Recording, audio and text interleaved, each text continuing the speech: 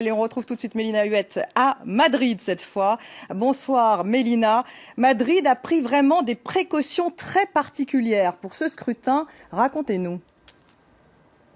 Oui, des précautions tout à fait inédites, précisément parce que le scrutin promet d'être très serré et qu'ils veulent éviter toute forme de contestation. La première mesure concerne le dépouillement qui a commencé il y a à peu près une demi-heure. Des bureaux qui commencent à compter des bulletins papier, mais qui sont au fur et à mesure transmis à une agence privée, l'Indra, qui a été mandatée, dirons-nous, par le gouvernement central pour collecter, compiler, annoncer des votes tout le long de la soirée.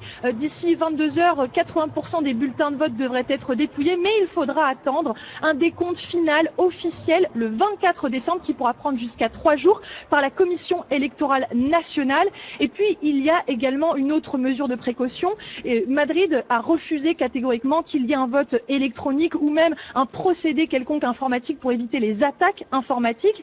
Et puis, dernière chose, ils veulent lutter contre les fake news, les fausses informations. Ils se sont dit porter une grande attention à cela et lutter grâce à un système de repérage des fausses informations qui, dès qu'elles sont décelées sur des sites ou des blogs, seront transmises aux médias officiels qui, si malgré tout ils transmettent ces informations jugées fausses, pourraient être passibles tout simplement de condamnation au pénal. Alors on le voit, c'est un scrutin très sensible qui vient de se jouer aujourd'hui. Et Madrid donc très prudent. Mélina, quel est l'état d'esprit à Madrid puisque vous vous y trouvez, vous êtes un petit peu baladée dans les rues aujourd'hui?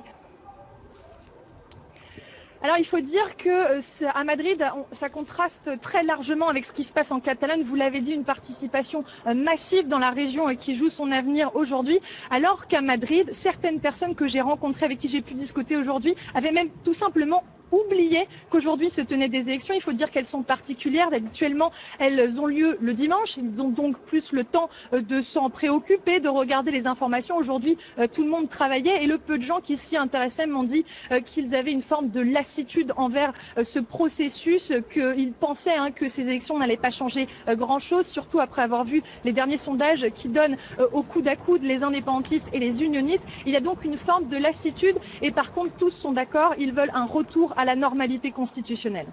Merci Mélina. Mélina Huette en direct de Madrid. Gauthier, finalement, on voit que la capitale que Madrid est extrêmement méticuleuse, très prudente en ce qui concerne ce scrutin.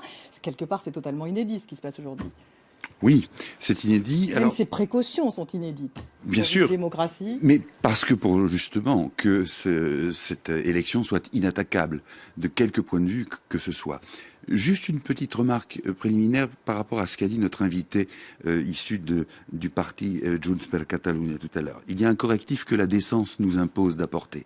Lorsque monsieur parle d'une élection qui ressemble aux conditions propres à la Russie de Vladimir Poutine ou à la Russie de Recep Tayyip Erdogan, c'est à la fois une insulte vis-à-vis des Turcs qui subissent des persécutions politiques et des Russes aussi. Les prisons espagnoles ne sont pas comme les prisons russes, elles ne sont pas non plus comme les prisons turques, et l'État espagnol, quels que soient ses défauts et ses dommages, ne se comporte pas de la même manière violente et coercitive que les décomparaisons qu'a